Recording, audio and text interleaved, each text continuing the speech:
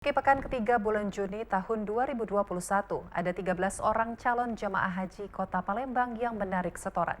8 calon haji menarik setoran pelunasan, sedangkan 5 orang menarik seluruh uang atau membatalkan keberangkatan. Usai pembatalan resmi keberangkatan haji 2021, penyetor dana haji diperbolehkan melakukan penarikan dana yang sudah dibayarkan.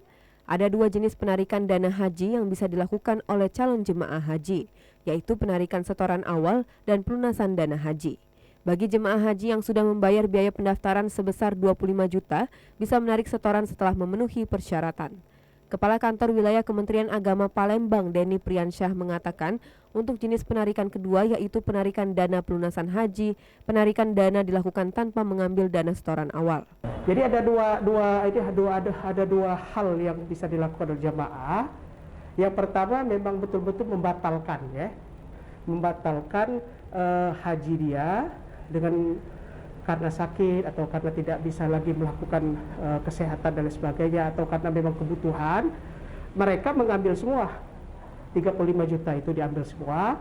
Nah, dengan otomatis diambilnya, maka porsi hajinya akan dialihkan kepada yang lain. Ya, kalau dia hanya mengambil uang BPIH berangkat haji itu 10 juta yang disetorkan kemarin, ya, dia porsinya masih dapat.